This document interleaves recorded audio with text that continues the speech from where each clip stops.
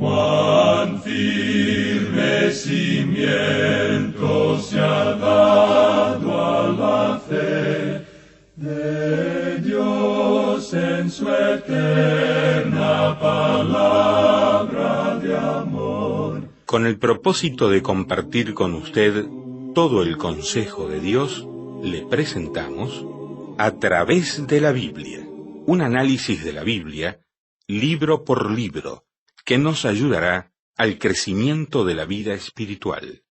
Estos estudios fueron diseñados por el Dr. J. Vernon McGee, destacado maestro y expositor de la Biblia. Le invito a que nos acompañe en este fascinante recorrido de A través de la Biblia. Cuán firme cimiento la palabra de Dios. Es un placer, una alegría, un privilegio para mí, Lemuel La Rosa, estarles acompañando en este nuevo encuentro con la Biblia, palabra de Dios. En pocos instantes les daré la información acerca de el pasaje que hemos de recorrer en nuestro autobús bíblico. Vaya alistando su Biblia y sus notas y bosquejos. Mientras lo hace, nos complace comunicarles que el nuevo sitio en línea para escuchar a través de la Biblia por Internet ha sido inaugurado. Este nuevo sitio es parte de un proyecto internacional que se llama Lingua Blast, que presentamos a ustedes para que lo disfruten, lo aprovechen. El sitio permite al oyente escoger cualquier programa de la serie de A través de la Biblia. También le permite escuchar o también descargar el audio del programa. Si pensamos en los libretos del programa completos, también los puede ver, leer y descargar e imprimir como usted quiera. También puede descargar las notas y bosquejos que ofrecemos diariamente. Pueden encontrar toda esta información en http://escuchar.atravesdelabiblia.org escuchar.atravesdelabiblia.org. Le invitamos a visitar ese sitio en Internet, a recomendarlo también a otras personas. Bien, la referencia bíblica para la jornada de hoy, que hemos de recorrer juntos en nuestro autobús bíblico, está en el capítulo 2 del Evangelio según San Juan, verso 13, hasta el capítulo 3, verso 3. Reitero, Juan capítulo 2, verso 13, hasta el capítulo 3, verso 3. ¿De acuerdo? Entonces aliste su Biblia y hacia allí iremos juntos en nuestro recorrido. Nos escribió Hamilton desde Tonicapán, Guatemala, y dice: les saludo, soy un joven de 19 años y les comento que escucho hace 6 o 7 meses que los vengo sintonizando 2 veces al día. La primera en la emisora Radio Buenas Nuevas 102.1 FM a las 10:30 AM y la otra a las 6 PM en la Radio Cultural. Conocí a Jesús hace 2 años y desde ese momento sentí un gran deseo de conocerlo más y su amor me permitió ser uno de sus muchos pasajeros en este autobús bíblico.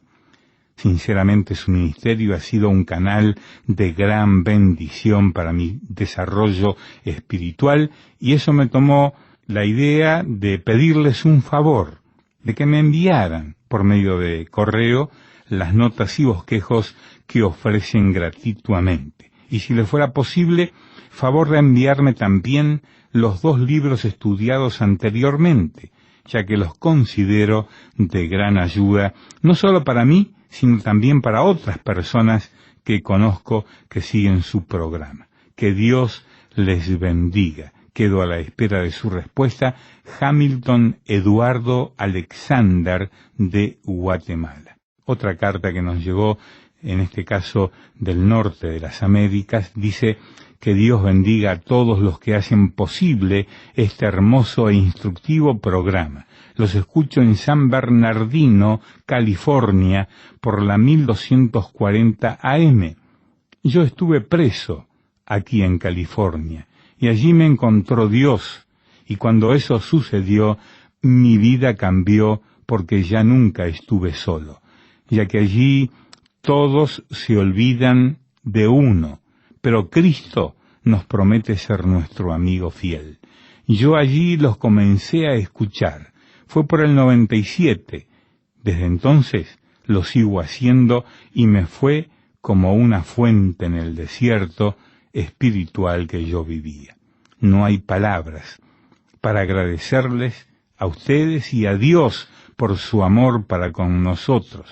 Estoy a su servicio en lo que pueda ayudarles y al servicio de Dios. Que Dios los bendiga. Saludos desde California, Estados Unidos.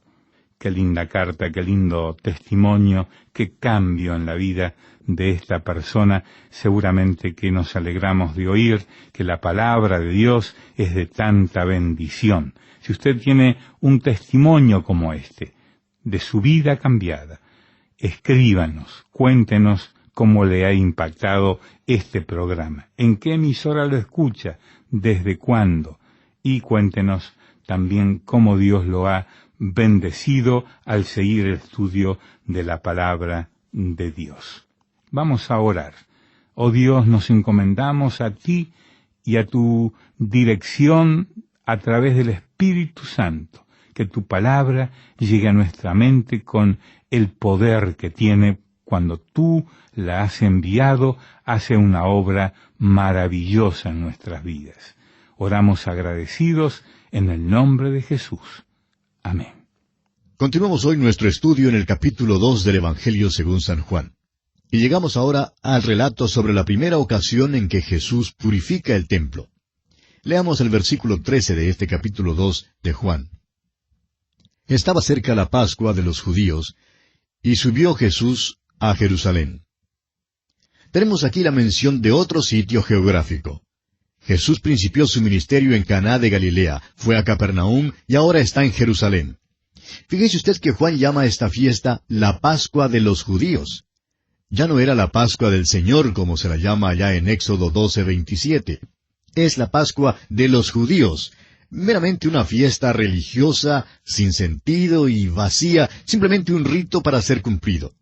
Aquel del cual habla la Pascua ya había venido, porque nuestra Pascua, que es Cristo, ya fue sacrificada por nosotros, dice el apóstol Pablo, escribiendo en su primera carta a los Corintios, capítulo 5 y versículo 7. Nuestro Señor, pues, subió a Jerusalén.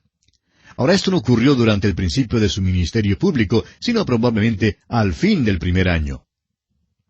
A todos los varones les era requerido ir a Jerusalén 3 veces al año para la fiesta de la Pascua, la fiesta de Pentecostés y la fiesta de los tabernáculos.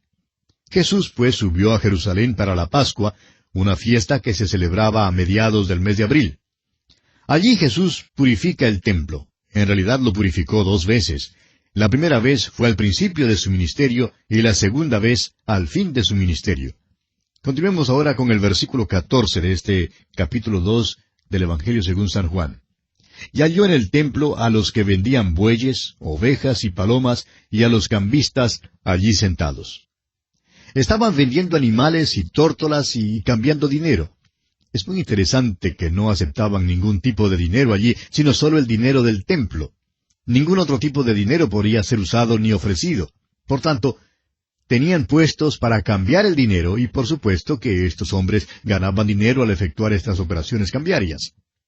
Ahora, ¿por qué tenían tal sistema? ¿Por qué hacían esto? Bueno, estaban allí porque estaban facilitando la vida religiosa.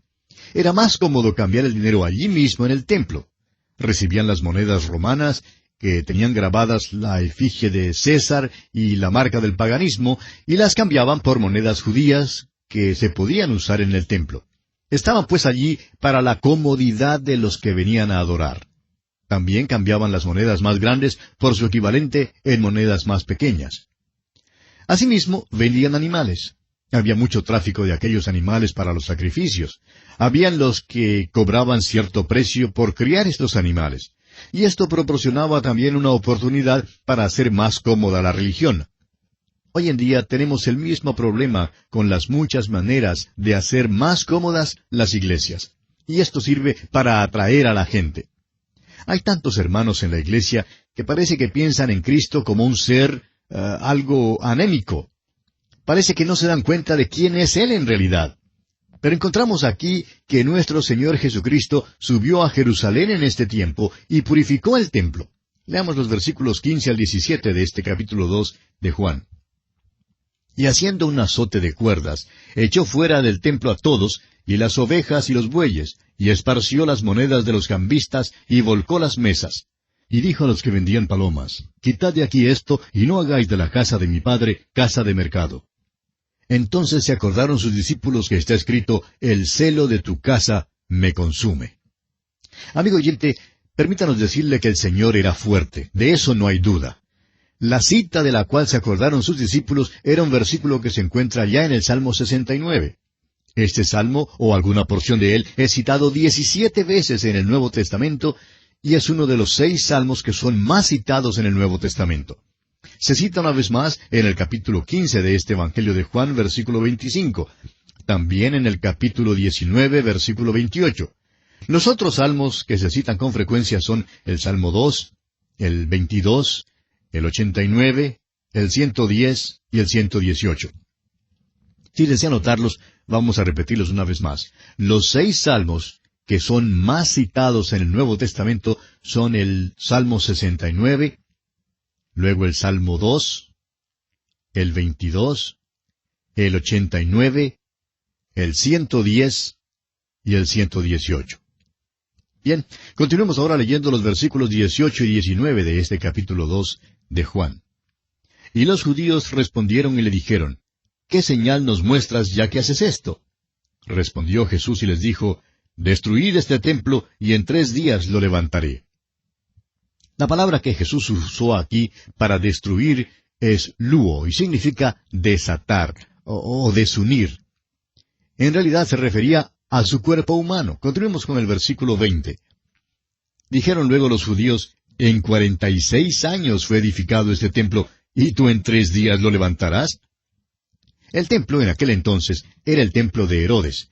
Todavía estaba en el proceso de construcción y ya había estado en construcción por 46 años. Hay un uso específico de palabras griegas aquí que quisiéramos que usted vea, amigo oyente.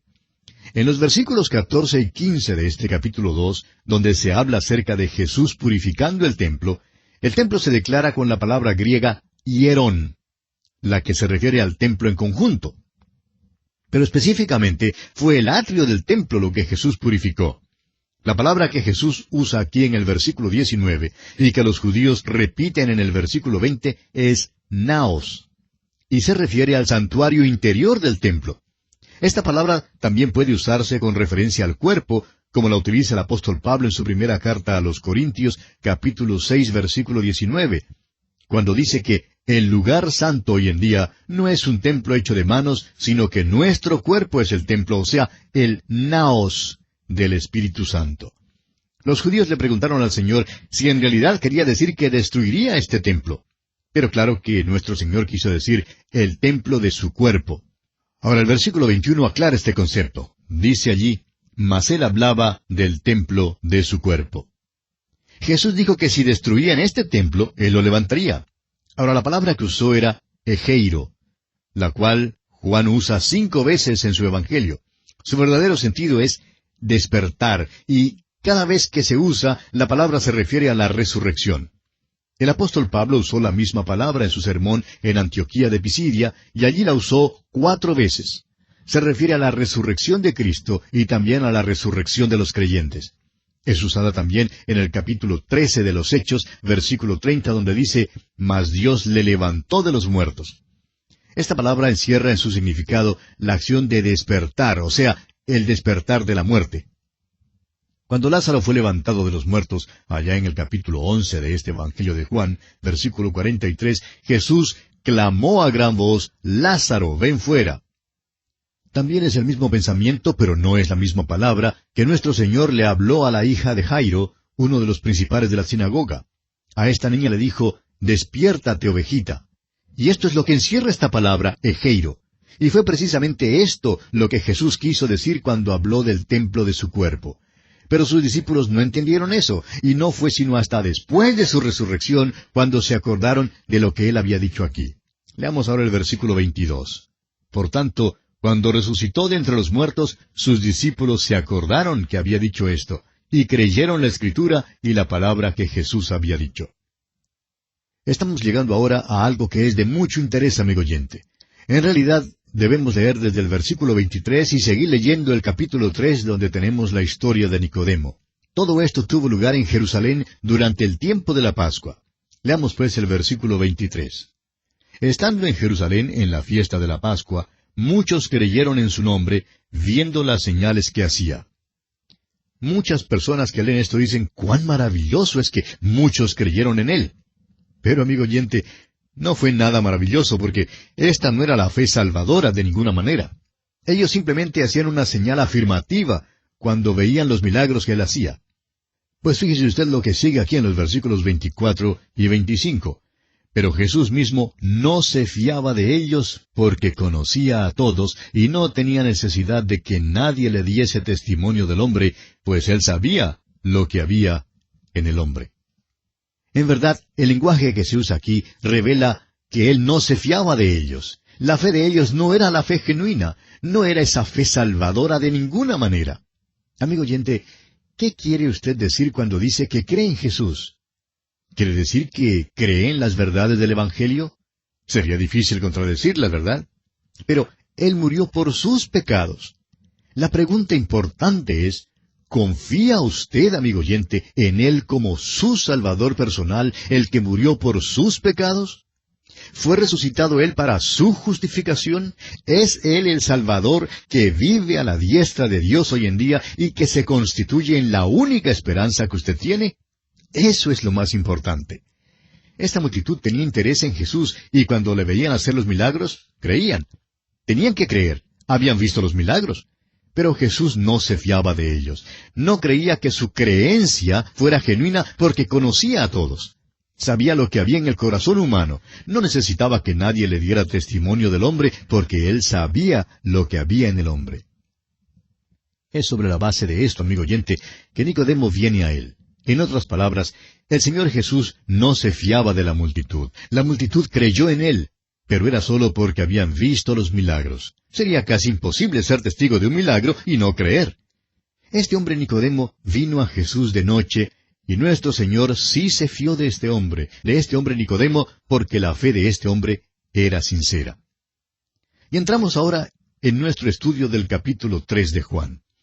Y aquí tenemos el encuentro de Jesús con Nicodemo. Usted recordará que ya dijimos que este es un caso en el cual la división que se ha hecho entre capítulos no es lo más deseable.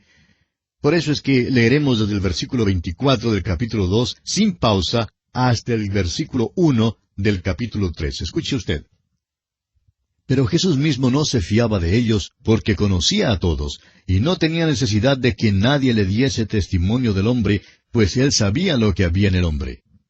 Había un hombre de los fariseos que se llamaba Nicodemo, un principal entre los judíos. Este hombre se había separado de la multitud. Nuestro Señor no se fiaba de la multitud porque él sabía que su fe no era genuina. Pero este hombre Nicodemo es un hombre sincero. Y vamos a conocerlo ahora. 3 cosas se dicen aquí en cuanto a él.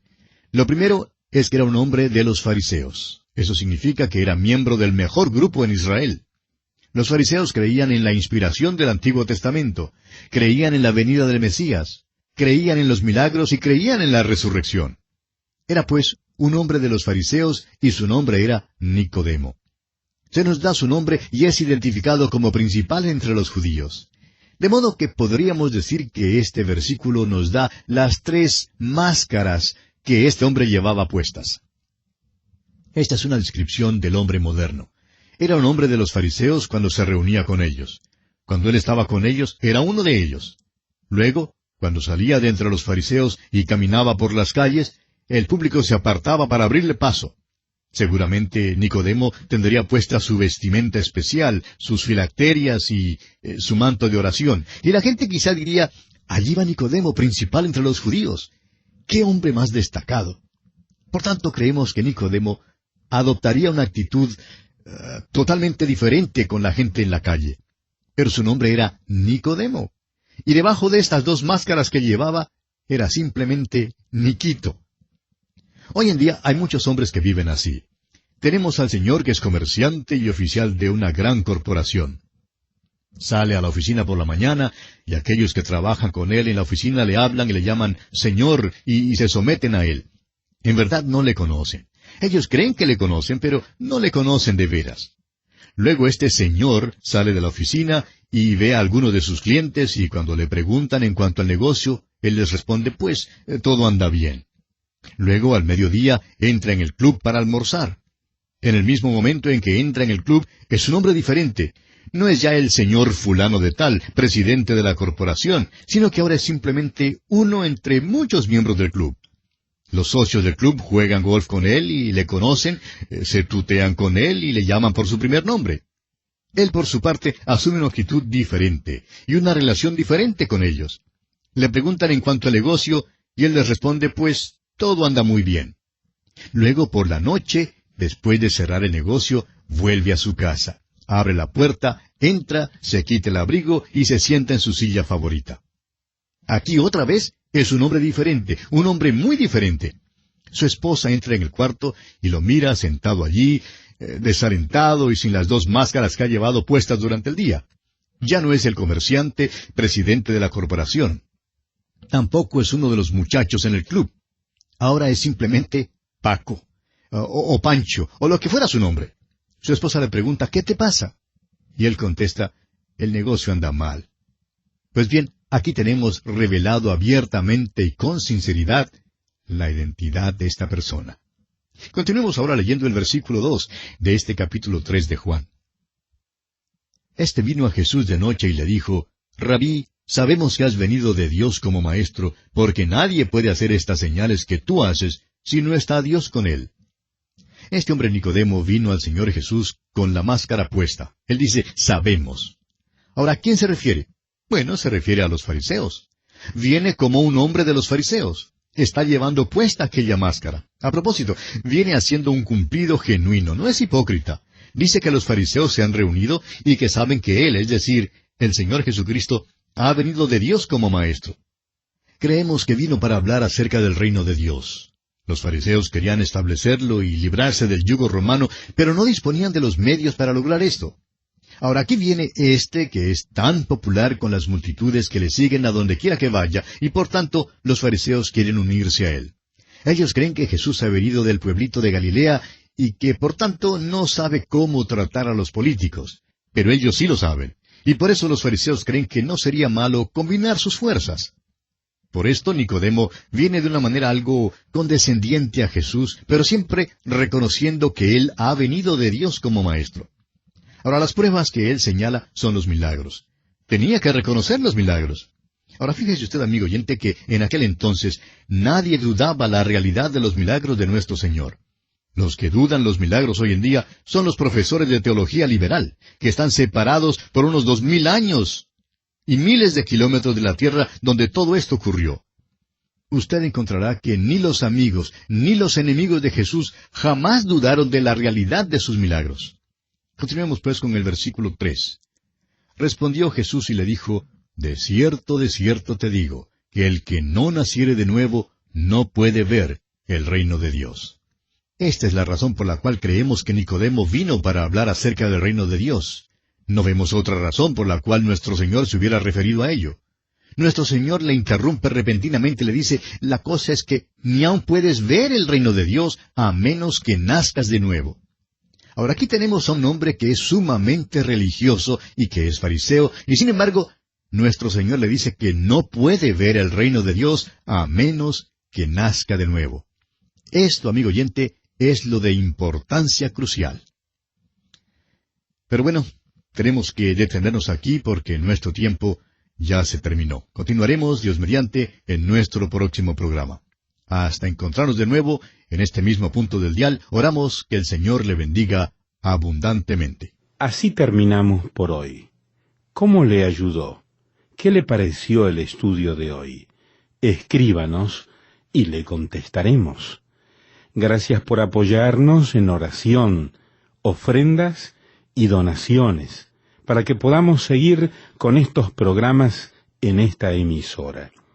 Les enviaremos gratis a los que piden los libros con notas y bosquejos de cada estudio. Escriba a través de la Biblia, apartado 2805, Miami, Florida, 33265, 2805, Estados Unidos. Para nuestros oyentes que viven en Estados Unidos y Puerto Rico, pueden llamar al teléfono gratuito 1-800-880-5339 o escribirnos un correo electrónico a la siguiente dirección: atv@transmundial.org. Este programa fue producido por Radio Transmundial. Todo lo pagó Cristo, quien por mí libremente derramó